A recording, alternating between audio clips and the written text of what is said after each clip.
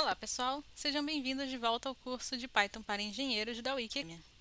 Nós estamos agora na terceira aula do segundo módulo, que é um módulo que está tratando dos conceitos introdutórios da linguagem Python.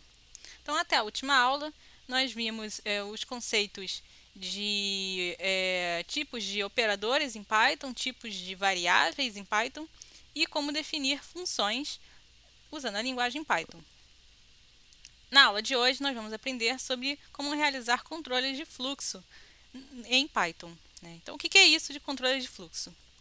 Bom, é quando um arquivo, um script em Python é executado, e por padrão, segue-se uma sequência da primeira linha do arquivo, e assim sucessivamente, passando-se a execução linha a linha até chegar-se no final do nosso arquivo .py. Ou, no caso da execução por linha, cada linha que é executada segue uma sequência linha após linha. Mas às vezes você precisa que o seu programa não siga essa sequência linear. Você precisa que ou ele tenha ramificações ou repita algumas partes do código. Por exemplo, se você está no seu código, você precisa que o usuário forneça algum tipo de valor e, dependendo desse valor que o usuário fornece, o seu código tem que executar diferentes comandos. Se esse valor for de um tipo ou de uma determinada quantidade, uma determinada sequência tem que ser executada, e se ele não for daquele tipo ou daquele valor que era esperado, aquela sequência não é executada, e em vez disso uma outra sequência de comandos é executada. Ou seja, você vai ter partes do seu código que estão escritas, que estão definidas, mas que não vão ser executadas. Ou então, no caso da repetição, você pode precisar que uma determinada parte do código seja executada N vezes em repetição. Então, em vez de você ficar só repetindo o próprio comando, você pode também usar uma estrutura de controle de fluxo para permitir essa repetição. E na linguagem Python, essas estruturas de controle de fluxo são os condicionais e os loops, que nós vamos ver em detalhes agora. Então, começando pelas condicionais, o tipo mais simples de controle de fluxo, que é o famoso se, o if. O que ele vai dizer? Se ele vai fazer uma determinada comparação, usando aqueles operadores de comparação que a gente viu, vai avaliar se uma determinada expressão é verdadeira, e se ela for verdadeira, um determinado bloco de código vai ser executado. Se essa opção não for verdadeira, aquele bloco de código não vai ser executado. E, em vez disso, você pode dar uma alternativa, que é indicada por esse else, o senão. Se não. Então, nessa ilustração que tem aí na tela, o seu código começa lá com um bloco de código A, todos os comandos ali nesse bloco A vão ser executados, e aí vai chegar no if. No if, ele vai avaliar se a expressão dada é verdadeira. Se o booleano for true, for verdadeiro, ele vai executar o bloco B. E ele não vai executar o bloco C, porque o else, o senão, ele só vai ser avaliado se aquela expressão inicial do if for falsa. E aí, saindo desse bloco, ele vai para o bloco D. Então, a sequência desse código, se a expressão for verdadeira, seria A, B, D. Se a expressão do if for falsa, ele não vai executar o bloco B. E, em vez disso, ele vai para o bloco que está definido ali no else, que é o C. Então, a sequência do código passa a ser A, C, D. Então, como é que você escreve, de fato, uma condicional no Python? Você começa usando a keyword if, e aí, entre parênteses, você escreve qual vai ser a expressão que vai ser avaliada, lá com os operadores de comparação, se um valor é igual ao outro, se é maior, maior, igual, se é diferente. E depois dessa avaliação da expressão entre parênteses, você coloca os dois pontos.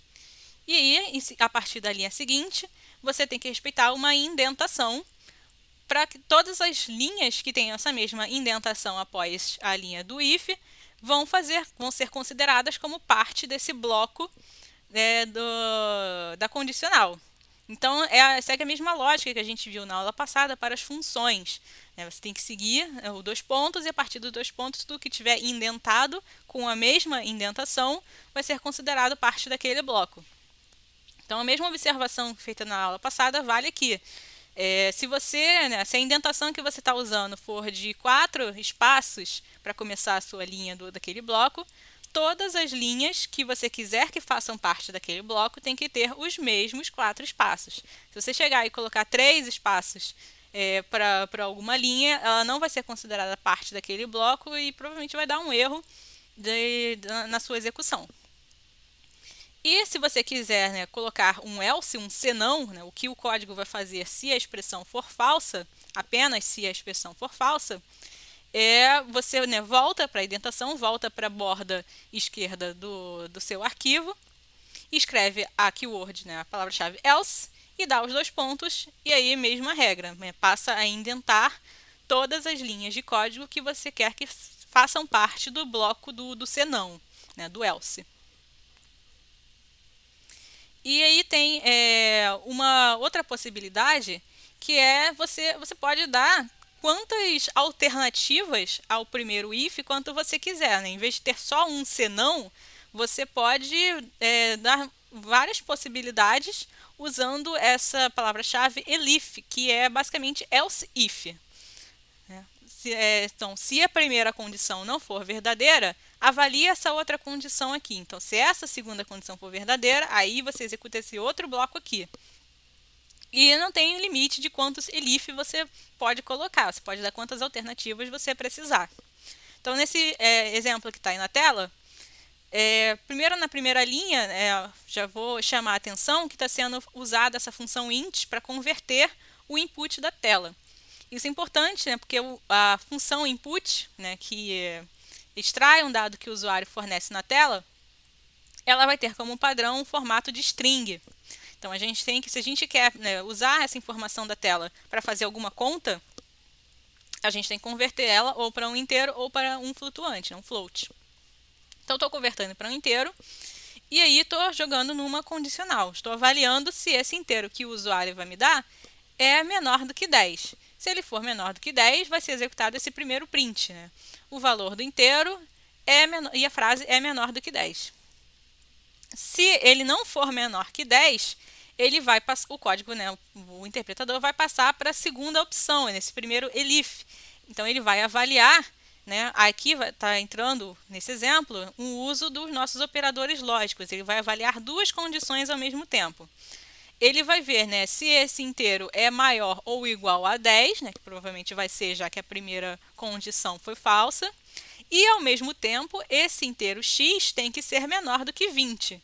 Então, ele tem que obedecer as 2 condições ao mesmo tempo para poder entrar nessa segunda opção, nesse segundo print, que é x é pelo menos 10, mas menor do que 20. E se mesmo assim as 2 condições continuarem sendo falsas, lembrando que para a lógica AND, para o E, ele só vai ser executado se as 2 condições avaliadas, se as 2 comparações avaliadas forem verdadeiras. Lembrando aquelas combinações de booleanos que os operadores lógicos fazem. Então, só se ele tiver verdadeiro e verdadeiro, é que o booleano resultado vai ser verdadeiro para essa condicional ser executada. Então, sendo falso o resultado, ele vai passar para a próxima avaliação. Ele vai para o segundo elif, que ele vai verificar se x é maior ou igual a 20, que provavelmente vai ser, e ao mesmo tempo se x é menor do que 50. Nesse caso, se essas 2 condições forem verdadeiras ao mesmo tempo, ele vai imprimir na tela x é pelo menos 20, mas menor que 50. E se tudo até agora for falso, provavelmente x vai ser então maior que 50, ele vai entrar nesse else, que vai ser a última opção para essa sequência de condicionais. Ele vai imprimir na tela x é maior que 50. Bom, agora nós temos o segundo tipo de controle de fluxo no Python, que são os loops. O loop é quando você precisa repetir uma determinada parte do código N vezes. Então, né, começo lá com o meu bloco de comandos A, e aí tem um bloco B que eu preciso repetir várias vezes, e aí o meu código final ele pode ser A, B, C, né? Pode ser só uma vez, pode ser duas vezes, pode ser 10, pode ser 100, pode ser 1000, quantas vezes forem necessárias. E para fazer isso no Python, tem três tipos de loop, que são o for, while e o while else. Então vamos ver com calma cada um deles. O while é o tipo de loop mais simples e que ele ele é um pouco similar à instrução do if, mas ele vai repetir qualquer que seja, né, esses statements, enquanto aquela expressão que está sendo avaliada continuar sendo verdadeira. Então, enquanto aquilo for verdadeiro, ele vai continuar repetindo, né? Após ele executar o statement, ele vai voltar para a linha do while e avaliar a expressão de novo. E aí ele vai executar o statement de novo e vai voltar para o while e avaliar de novo para executar novamente. Então, quando você usa o while, você tem que ter certeza que no seu código vai ter alguma coisa dentro desses statements, né, que em algum momento vai fazer com que a expressão passe a ser falsa. E a gente vai ver no final da aula um exemplo bem legal disso. Aí na tela, né, tem já um exemplo desses, que é um loop while para imprimir na tela os números de 0 a 9. Então, ele cria um inteiro chamado count e ele vai avaliar. Enquanto count for menor que 10, ele vai imprimir na tela count, o valor desse count, mais um espaço. E, né, antes de encerrar o bloco do while, ele vai pegar esse valor de count e vai somar 1. Então, vai pegar, né, usando aquele operador de atribuição mais igual, ele vai pegar count novo igual a count antigo mais 1. Então, isso vai mudar o valor de count e vai garantir que em algum momento, né, ele vai deixar de ser menor do que 10. Isso vai então garantir que o meu loop while vai parar em dado momento. Ele não vai continuar para sempre, não vai ser um loop infinito. E a outra observação pertinente é que essa avaliação inicial, assim como o if, né, ele só vai entrar no bloco do while, ele só vai executar os comandos que estão ali dentro do bloco se essa condição for inicialmente verdadeira. Então, se eu pegasse ali o meu count e inicializasse ele com um valor de 100, por exemplo, em vez do 0, ele nem ia entrar, né, no loop do while, ele não ia executar, não ia fazer nenhum desses prints, porque ele precisa que a condição seja inicialmente verdadeira para entrar dentro do bloco. E, né, no caso de eu ter um loop infinito, né, se eu só fizesse while count menor que 10 e print count, né, sem mudar o valor desse inteiro count, ele ia ficar imprimindo 0 para sempre, não ia parar nunca, e eu teria que interromper o meu programa na base da força, né, usando geralmente um Ctrl+C, que é o comando de terminal Linux para matar a execução de um programa. O while else é um pouco similar, mas ele vai te dar uma alternativa caso aquela condição, né, que está sendo avaliada nos parênteses seja ou inicialmente falsa ou passe a ser falsa em algum momento. Então, similar ao exemplo que nós vimos no último slide, nós teríamos lá um inteiro sendo inicializado com o valor 0 e um while para avaliar enquanto esse inteiro estiver abaixo de algum valor, ele vai ser impresso na tela e vai ser incrementado, né, o valor dele vai ser aumentado. Então, num dado momento, essa condição, né, de i menor ou igual a 5 vai passar a ser falsa. Quando essa condição for falsa, ele vai para o else, vai escrever na tela o valor agora excede 5. E isso aconteceria, né, esse else seria ativado também se, né, o meu i inicial não fosse 0, né, fosse um número maior que 5. Se eu começasse ali com i igual a 10, ele ia avaliar a expressão do while, ia ver que é falsa e ia direto para o else. O segundo tipo principal de loop em Python é o loop for, que é o ideal quando a gente sabe quantas vezes exatamente a gente precisa repetir aquele bloco de comandos, né? A gente dá para o loop for a nossa quantidade de repetições diretamente. Então, a declaração do for, ela obedece essa sintaxe, né? For, dou aí um nome de uma variável, usa essa palavra-chave in e dou um range, um intervalo para ele iterar, e aí sim dou os meus 2 pontos e coloco o meu bloco de comandos a serem executados. E né, eu queria chamar a atenção para essa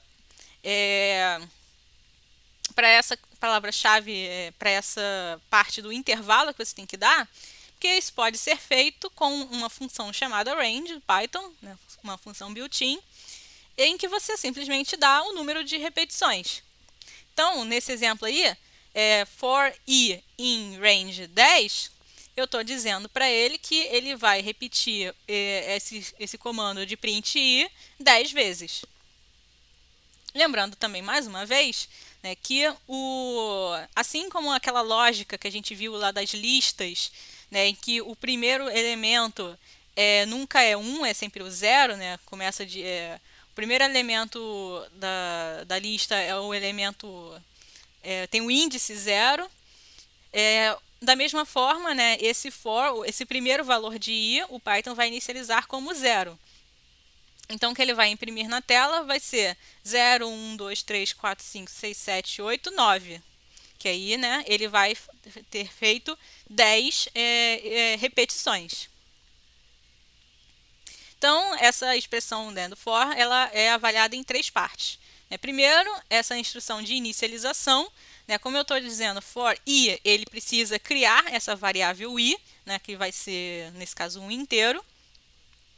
Depois, ele vai avaliar a expressão do intervalo, né, ele vai ver como que eu dei esse intervalo para ele, nesse caso, esse range 10, então ele vai entender, ok, então eu tenho que repetir 10 vezes. E depois ele vai, de fato, entrar, né, no bloco e ver qual é o comando que ele tem que repetir 10 vezes, ou a lista de comandos.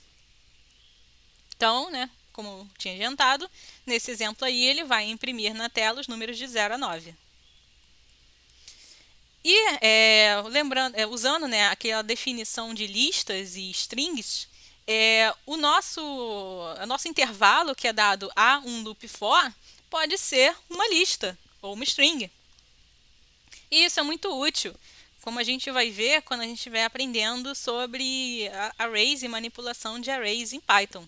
Então, nesse exemplo que vocês estão vendo na tela, eu estou criando uma string com o meu nome, Natália, e né, que é uma string que tem 8 letras. Então, quando eu faço esse for, para cada item na string name, ou seja, o Python vai entender que ele tem que repetir esse loop for 8 vezes, já que o meu nome tem 8 letras.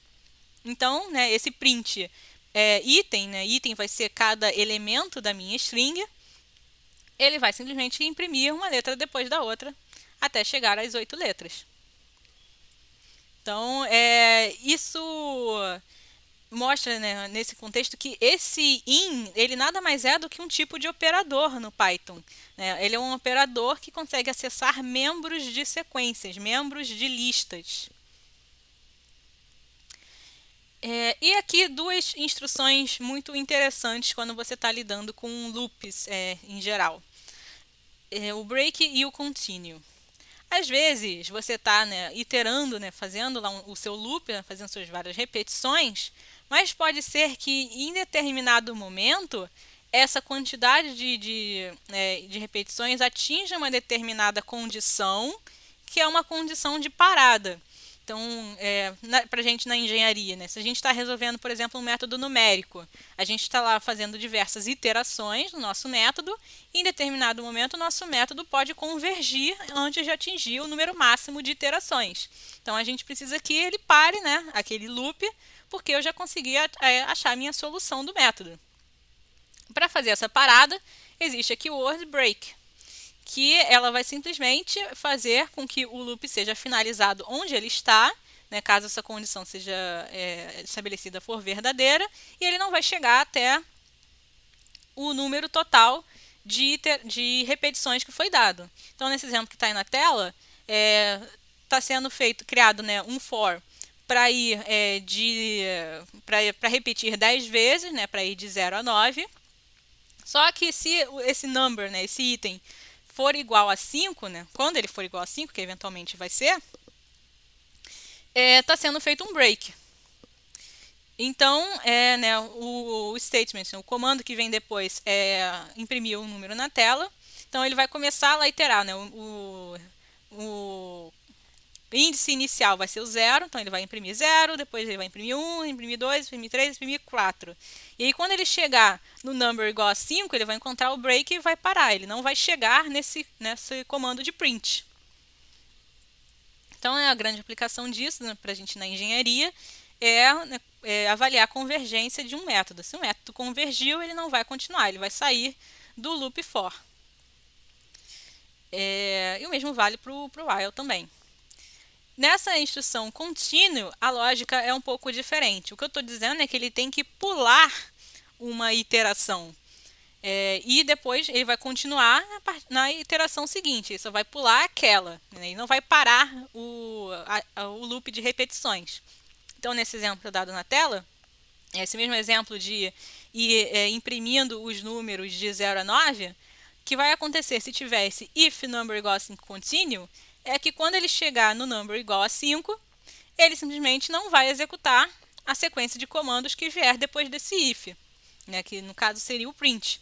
Então, ele vai imprimir 0, 1, 2, 3, 4. Quando chegar no 5, ele vai encontrar esse continuo, e aí ele vai continuar a partir, né, voltar lá para a linha do for e avaliar, executar o bloco para quando number igual a 6. Então, ele vai imprimir 0, 1, 2, 3, 4, 6, 7, 8, 9.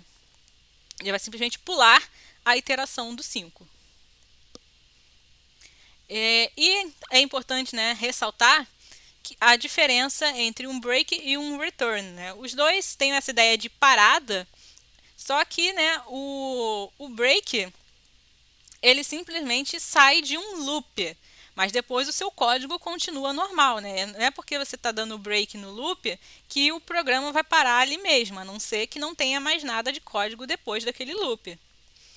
Se continuar tendo código depois do loop, ele vai continuar executando normalmente, ele só vai sair do loop. E é diferente do retorno de uma função.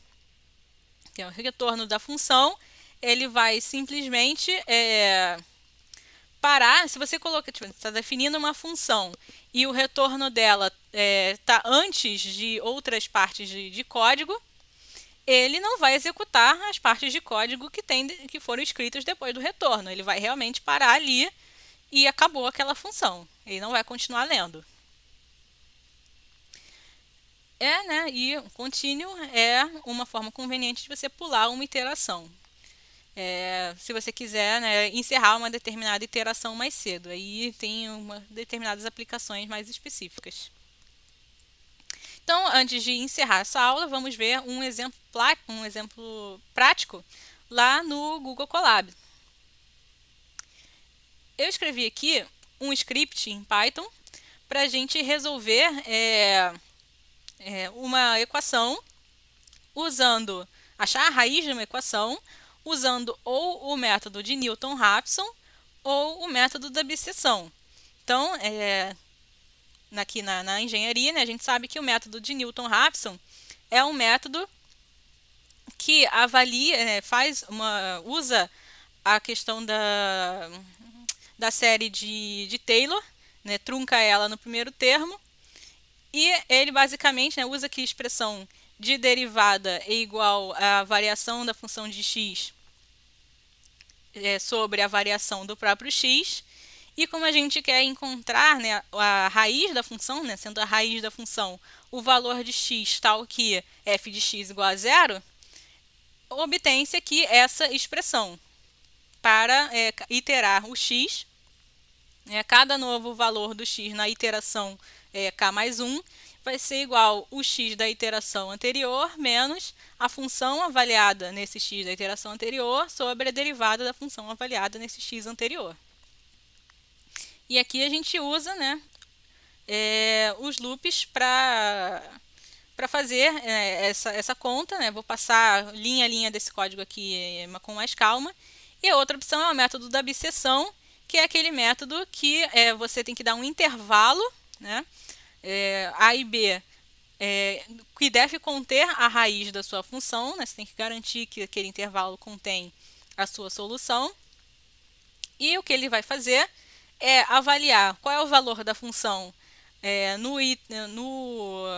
no valor mínimo do intervalo, qual é o valor da função no valor máximo do intervalo, vai ver qual das duas está mais perto de zero, né, na raiz, né, lembra que a raiz é aquele que f é tal que f de x igual a zero, e a que estiver mais longe, ele vai alterar o valor dela para a média entre os dois itens do intervalo. Então, ele vai, né, diminuindo essa distância entre os dois pontos do intervalo até que essa distância dele seja seja pequena o suficiente para que eles encostem ali na raiz, né, da função. Então, ele garante essa convergência se você realmente fornecer um intervalo que contenha a raiz.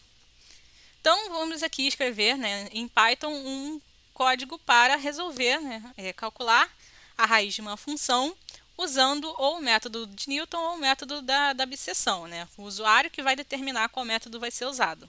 Então, a gente começa aqui importando o pacote matemático, né, de funções matemáticas.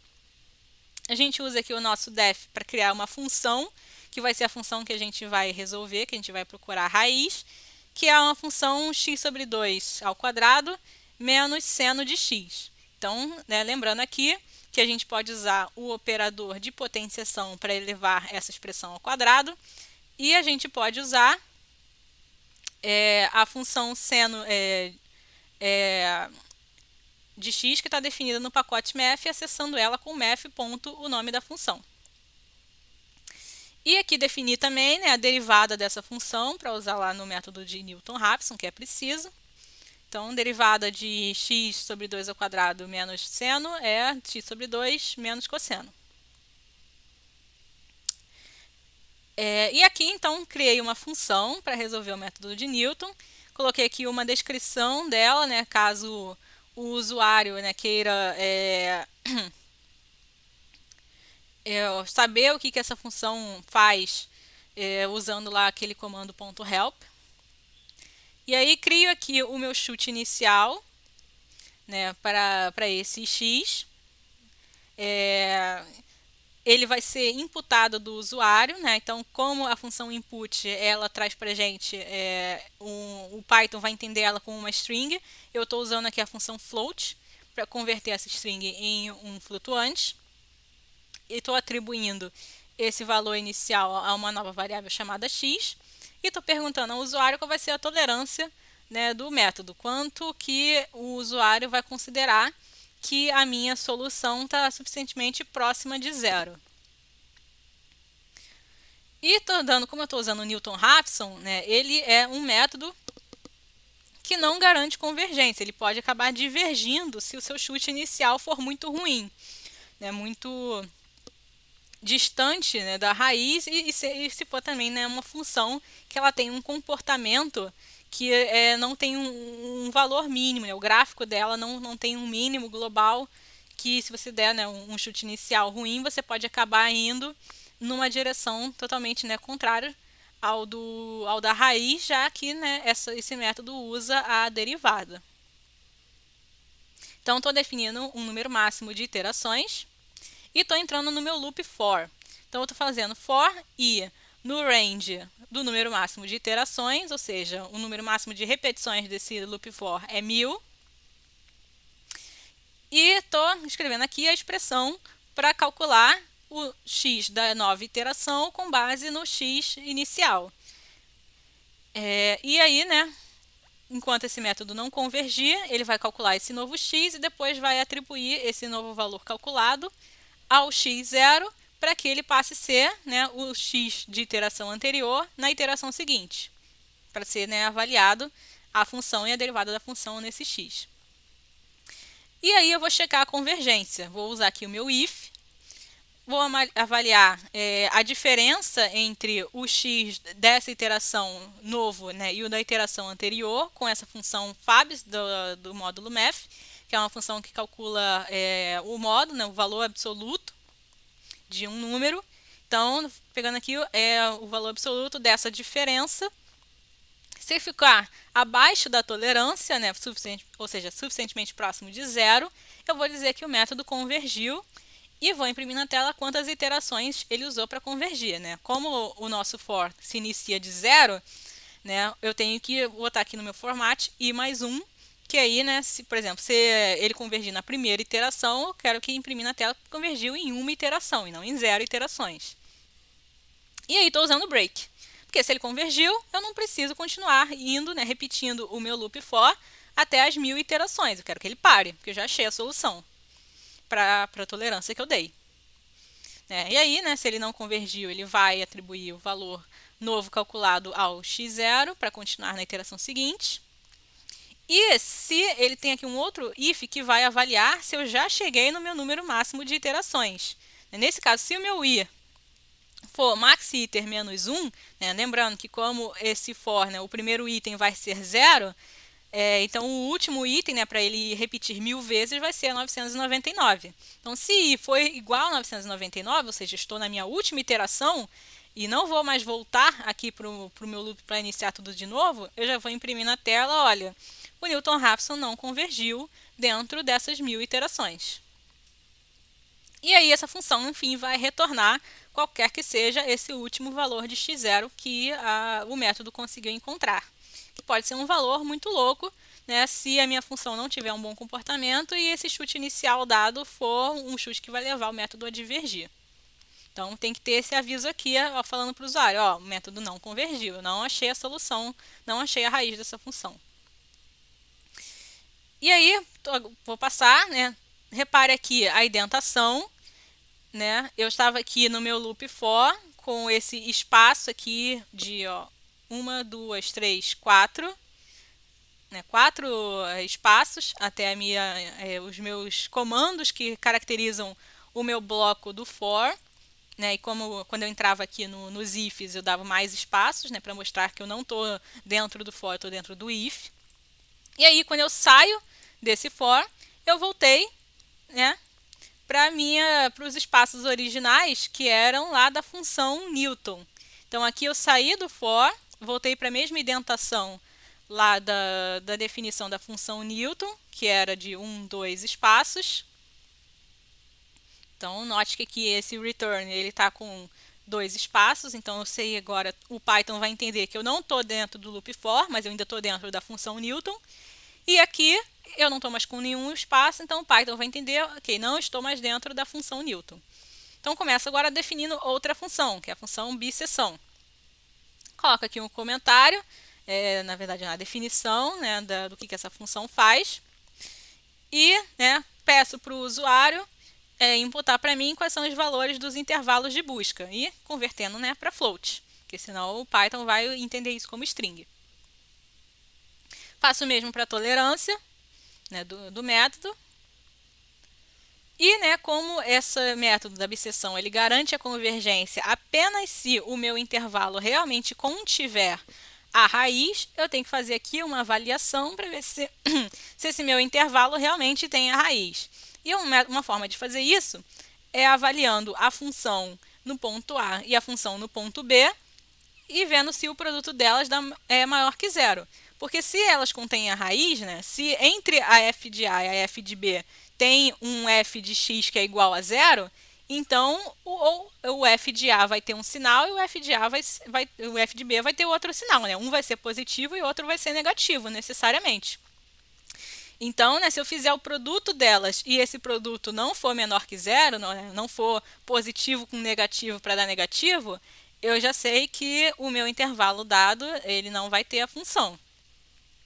E eu vou mudar para o método de Newton-Raphson para ver se o Newton-Raphson consegue, então, achar essa raiz, né, já que a obsessão eu já sei que não vai conseguir. E estou usando aqui o return, retornando para o método de Newton.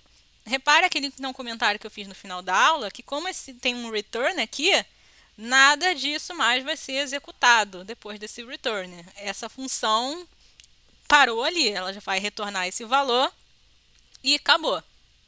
Não executa nada que tem depois dela, da função, no caso, né? O que tem fora da função vai ser executado normalmente, já que eu estou dentro do bloco da função. Tá, então, mas se esse if então for falso, né? Se o produto dessas duas avaliações em A e B for menor que zero, tudo isso daqui vai ser ignorado pelo Python e ele vai continuar a partir daqui. Então, se esse if não for verdadeiro, a gente vem para esse while, né? Esse loop while, que ele vai ser repetido enquanto o valor absoluto entre a função avaliada em A e a função avaliada em B for maior que a tolerância. Então, note que aqui, né, eu mudei a lógica. A condição para eu continuar repetindo o meu loop é estar acima da tolerância. Então, eu vou aqui aplicar o meu método, que vai mudar o meu A e o meu B. Né? Se o B for o que tiver o valor absoluto da função maior, o valor dele vai mudar para a média entre o A e o B. E se for o A, né, o que tem o valor maior da função, o valor mais distante de zero, vai ser o A que vai ser mudado. Então, como eles estão sempre mudando, eu vou garantir que, eventualmente, essa tolerância vai ser atingida. Então, eu não preciso me preocupar com esse loop ser infinito, porque eu já verifiquei aqui em cima, né, que a minha raiz com certeza está dentro desse intervalo. Então, eu sei que esse while vai ser finito. E, né, quando ele terminar essa iteração, esse loop, né, e essa condição aqui for finalmente falsa, né, quando a distância entre essas duas funções estiver abaixo da minha tolerância, suficientemente próxima de zero, eu vou retornar aqui o valor mínimo entre o A e o B. Nesse caso, né, a função mínimo, ela avalia o valor mínimo em um determinado intervalo e ela é uma função built-in do Python. Né? Repare que eu não precisei usar o math ponto para acessar ela, porque ela é built-in, ela não é do módulo math, do pacote math. Então, note, aqui nesse return eu estou, né, eu saí da indentação aqui do while, né, de 1, 2, 3, 4 espaços, voltei para a indentação de 2 espaços, que era lá da função bisseção, e agora eu saí da função bisseção, voltei aqui para a bordinha esquerda do meu arquivo. Então, saí da função bisseção, e como antes o nosso código só teve definições de função, a execução de fato vai começar a partir daqui. Vai imprimir na tela. Esse é um script para calcular a raiz da função par. Né? Essa aqui é a função que eu defini lá naquelas f e d de f. E estou pedindo para o usuário imputar um valor para selecionar um método. Tipo, aperte 1 para usar Newton-Raphson e aperte 2 para usar abscissão. E aqui, né, eu estou tendo esse cuidado de, bom, eu estou usando input, esse cara vai ser uma string. Então, eu estou avaliando aqui se essa string vai ser o número 1, vai ser o caractere 1 ou vai ser o caractere 2. E estou usando aqui o meu elif, né, o meu else if. Se string for caractere 1, ele vai pegar essa variável root e vai pegar o retorno da função Newton. E vai escrever na tela a raiz da função foi encontrada com o valor pá. E vai dar esse valor da raiz. Se esse método igual ao caractere 1 for falso, ele vai avaliar se essa outra condição aqui vai ser verdadeira. Bom, então não é igual a 1, vou ver se vai ser igual ao caractere 2. E aí, né, se for igual ao caractere 2, ele vai pedir, né, raiz vai ser o valor retornado pela função abscissão e vai imprimir na tela que a raiz foi esse valor. E aí, né, então, se o meu usuário não escreveu nem 1 nem 2 na tela, ele vai vir para esse else que vai dizer na tela, ó, erro, método desconhecido, não sei o que é isso que você digitou, preciso que você digite ou 1 ou 2 para mim. Ok? Então, vamos executar esse código. Chegar aqui no final, né, vamos executar.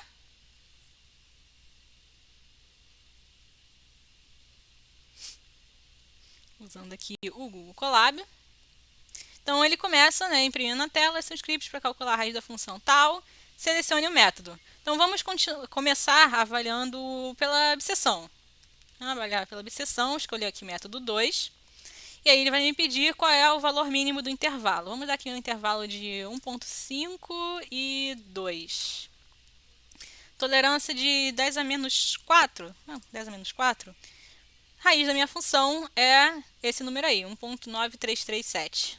Então, ele achou a raiz da minha função pelo método da abscissão. Vamos testar, então, se eu usar o método de Newton-Raphson, né? Como é que ele vai calcular, se ele conseguir achar a mesma solução, né? Vamos comparar as soluções dos dois métodos. Então, vamos agora selecionar o método 1. E aí, agora ele vai me pedir, né, o chute inicial. Vamos usar 1,5 também, né? Já que a gente viu que a nossa raiz está suficientemente próxima, ela vai dar 1,9 alguma coisa, segundo o método da abscissão. Então, vou dar aqui 1,5 de chute inicial e a mesma tolerância. E ele convergiu em 5 iterações, legal, e achou, né, uma raiz suficientemente próxima do que o método da abscissão tinha encontrado. Então, com esse exemplo, nós conseguimos aplicar esses conceitos que a gente aprendeu nesse módulo para resolver métodos numéricos usando Python. Então, voltando aqui à nossa apresentação, para encerrar, né, vou mostrar para vocês quais foram as referências usadas, né, que estão sendo usadas nesse curso, né. Então, todas essas leituras são bem recomendadas, inclusive esse livro do Nagar, que é um bom livro para iniciantes em Python nessa área de engenharia, né, que dá bastante conceitos e sugestões de outras ferramentas, né, além do Google Colab que a gente está usando aqui nesse curso. Tem várias outras ferramentas que você pode usar para aprender a programar em Python. E, né, para encerrar, nessa aula nós vimos a questão de controle de fluxo, mas no módulo como um todo, então nós aprendemos todos os conceitos básicos para programação em Python, né? Vimos como se cria variáveis, como se usa funções, como se cria novas funções, como se usa funções que já existem, como se usam os diversos tipos de operadores, quais são os operadores que existem em Python, como se fazem operações lógicas, como se faz atribuições e como se usa controle de fluxo. Então, eu espero que vocês tenham gostado dessa aula e entendido esses tópicos. E a gente se vê na próxima aula, que a gente vai começar no próximo módulo, que já vai ser sobre pacotes de Python. Então, qualquer dúvida, vocês podem entrar em contato aí pelo QR Code do meu LinkedIn que está na tela, ou acessar o QR Code do LinkedIn da Wiki Brasil. Muito obrigada e até a próxima!